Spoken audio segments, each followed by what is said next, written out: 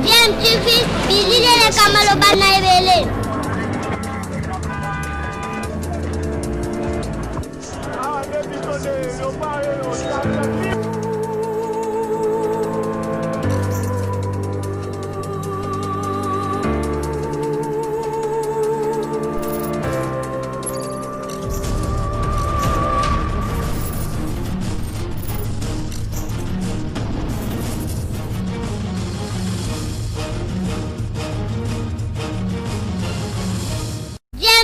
toujours un enfant. Vous êtes sur DMTV, bonjour ou bonsoir, cela dépend à l'heure à laquelle vous nous suivez. Nous sommes heureux de vous retrouver, de savoir que vous êtes nombreux en train de suivre votre chaîne YouTube DMTV qui vous propose l'actualité, mais aussi des analyses et des réflexions sur des sujets d'actualité, mais également des faits sociaux, des réalités telles que nous les vivons ici, chez nous en République démocratique du Congo. Nous voulons échanger avec vous sur un sujet politique, mais avant, vous le savez, ici nous sommes donnés pour devoir de vous rappeler, de vous sensibiliser, tous bien entendu face à cette pandémie, à Covid-19, cette maladie qui a été en tout cas annoncée ici chez nous depuis le 10 mars dernier, bien que nous soyons en bonne évolution avec presque 11 000 cas confirmés, mais plus de 9 000 cas également guéris, ce qui est une très bonne chose, mais ceci ne peut nous empêcher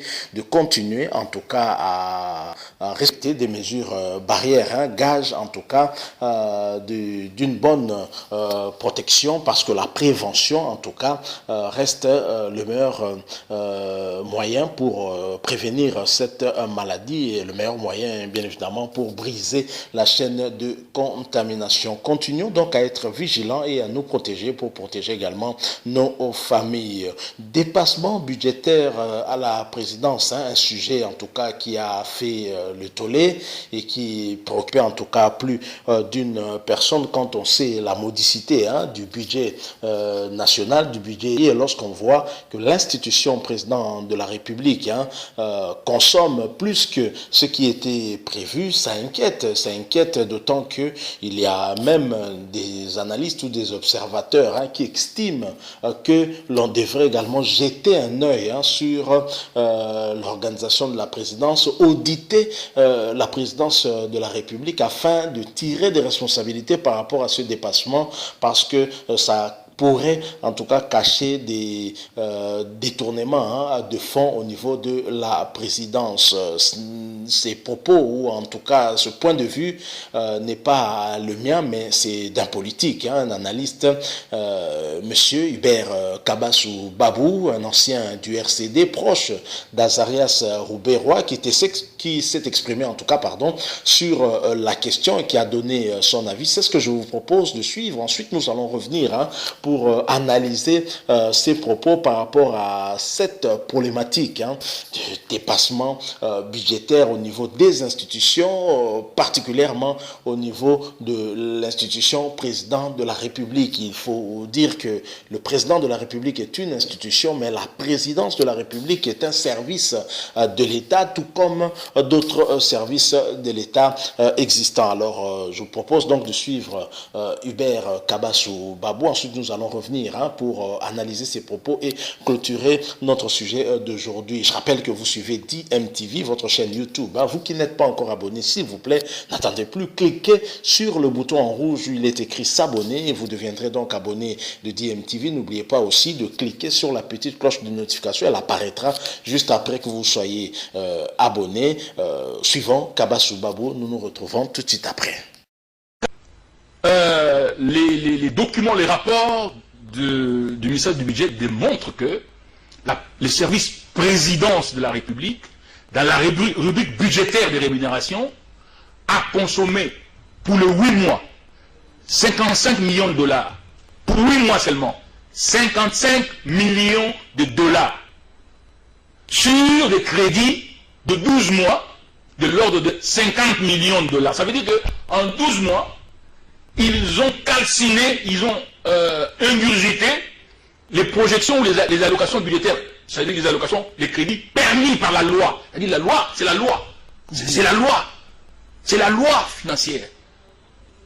voté au Parlement, par les deux chambres, qui dit, pour les rémunérations, la rubrique des rémunérations de la présidence de la République, c'est 50 millions de dollars pour 12 mois dans l'exercice 2020. Eux, ils ont, des gens qui ont été en Europe, en Amérique, un parti politique qui pendant 36 ans disait bonne gouvernance, peuple d'abord, état de droit, en 8 mois, 1, 2, 3, 4, 5, 6, 7, 8, ok, a calciné, dévoré ce qui était prévu pour 12 mois. Donc 55 millions sur les 50 millions de dollars américains prévus pour 12 mois.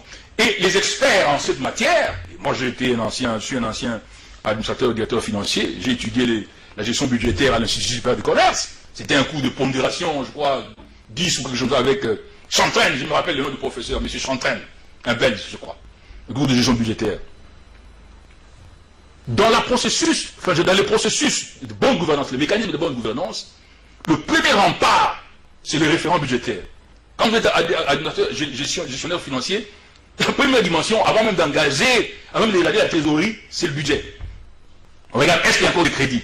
On est à quel niveau par rapport au temps? Alors, on ne comprend pas que l'institution directionnelle, la tête de l'État, brûle des crédits de 12 mois en 8 mois. Et la société est comme tétanisée, personne ne bouge son petit doigt. Et donc, par rapport à la rentrée parlementaire budgétaire, la reddition des comptes, je vais faire, je pense à ce sujet, une lettre ouverte, demandant aux députés de mettre sous pied une commission spéciale mixte Sénat, Assemblée nationale, avec la Cour des comptes, pour auditer ces services publics-là. Tout service public de l'État qui utilise l'argent de l'État doit rendre compte. Et les experts disent que les dépassements budgétaires récurrents, outranciers, masquent souvent des affectations irrégulières de l'argent de l'État aux fins qui ne sont pas inscrites et au niveau qui ne sont pas inscrits dans la loi financière. Ça veut dire des détournements. Voilà, Oui, des détournements. Oui. Ah, alors il faut que la présidence de la République comme service public n'est pas immunisée contre le contrôle. Voyez-vous? Et dans cette situation, j'estime que l'inspection générale des finances ne peut pas être jugée partie parce que l'inspection générale des finances est contrôlée par la présidence de la République, fait partie pratiquement de la présidence de la République. Donc il faut que la Cour des comptes aille auditer les services publics, président de la République. Et que même la validation des nouveaux crédits pour 2021 soit conditionnée à cet audit-là. Voilà, vous venez de suivre là Hubert Kabassou Babou, je l'ai dit, c'est un politique, hein. C'est un ancien du RCD, je ne sais pas en tout cas s'il continue à faire partie de ce parti politique qui continue à exister, hein, et dont l'un des présidents continue en tout cas à diriger ce parti. Il s'agit de Azarias Oberoi, l'actuel d'ailleurs ministre de la décentralisation, hein, dans le gouvernement Ilunga Kamba. Alors Hubert Kabassou Babou est offusqué en tout cas de voir l'institution président de la République, hein, avoir des dépassements budgétaires, hein. Pratiquement la présidence, selon Hubert Kabassou Babou, a consommé en 8 mois le budget de 12 mois, donc le budget d'une année qui était prévu en tout cas 50 millions de dollars, mais en 8 mois déjà la présidence a consommé 55 millions de dollars. Et donc vous l'avez suivi, selon Hubert Kabassou Babou, la présidence n'est pas, ou le service, hein, en tout cas, la présidence de la République n'est pas un service qui est exempt de tout contrôle. Et donc, un audit s'impose dans ce service, hein, pour essayer un peu de déterminer les responsabilités, expliquer les raisons de ce dépassement, parce que ce budget émane de la loi financière notamment, et donc opérer de tels dépassements en 8 mois, consommer tout le budget prévu pour l'année, l'exercice en tout cas l'année fiscale 2020, selon Hubert Kabassou Babou, c'est trop. Il propose donc un audit, mais en même temps il ne veut pas que cet audit soit fait par l'inspection générale des finances, l'IGF, parce que selon lui, il estime que cette institution ne serait pas neutre, ne serait pas donc à même de faire un contrôle impartial. Alors, je vous signale quand même qu'un audit, hein, pour nous permettre d'avoir une bonne compréhension, un audit est une expertise professionnelle effectuée par un agent compétent et impartial, aboutissant à un jugement par rapport à une norme sur les états financiers, le contrôle interne, l'organisation, la procédure ou une opération quelconque d'une entité. Alors, en lisant un peu cette définition de l'audit, on comprend tout de suite l'inquiétude d'Hubert Kabassou Babou par rapport à l'impartialité de l'inspection générale des finances qui dépend directement de la présidence de la République. Il estime donc que l'inspection, l'IGF, serait juge et partie dans ce contrôle et propose donc que ce travail soit fait par la Cour des comptes. Alors, au même moment que Hubert Kabassou Babou soupçonne, d'ailleurs, dans les dépassements budgétaires au niveau de la présidence, il soupçonne en tout cas qu'il y ait des détournements de fonds. Bien entendu, ça restera à déterminer si il y a audit et que l'on confirmait qu'effectivement ce dépassement budgétaire serait dû à des cas de détournement. En ce moment-là, il reviendra à la justice de pouvoir établir les responsabilités. Alors, Hubert Kabassou Babou parle du respect de la loi financière notamment, mais la question que nous nous posons, est-ce que Hubert Kabassou Babou est motivé réellement par le besoin de voir la présidence de la République respecter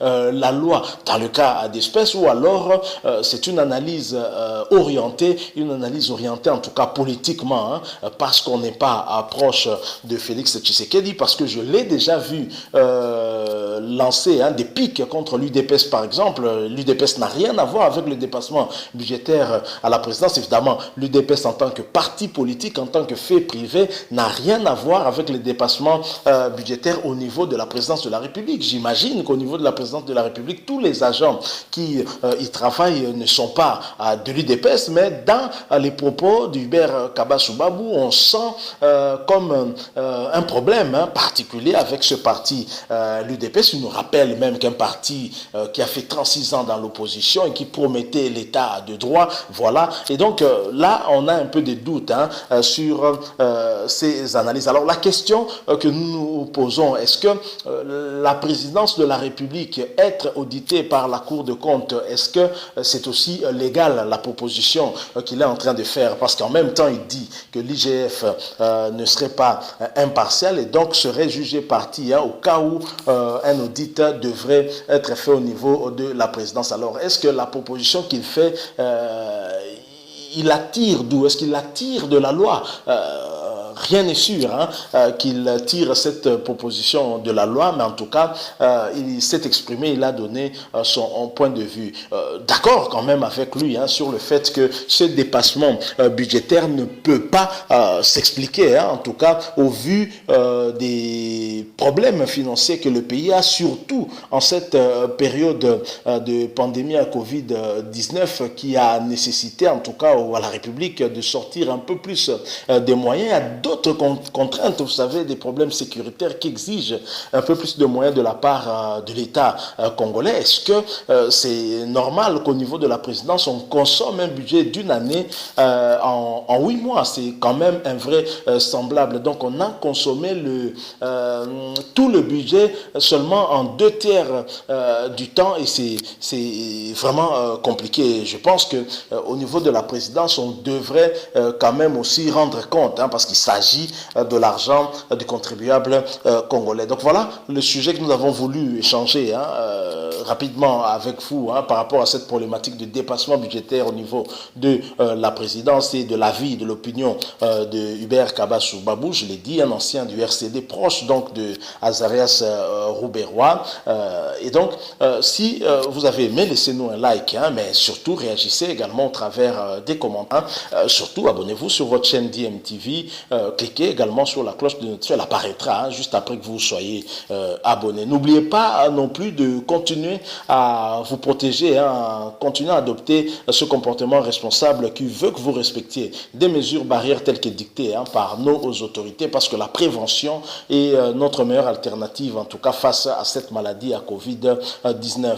Merci à vous pour les quelques minutes que vous nous avez accordées pour échanger avec vous sur ce sujet délicat et pertinent. Nous espérons espérons avoir retenu en tout cas votre attention. Nous espérons aussi vous retrouver très prochainement avec un autre sujet. Si, bien entendu, Dieu nous prête vie. En attendant, portez-vous bien et DMTV vous dit au revoir.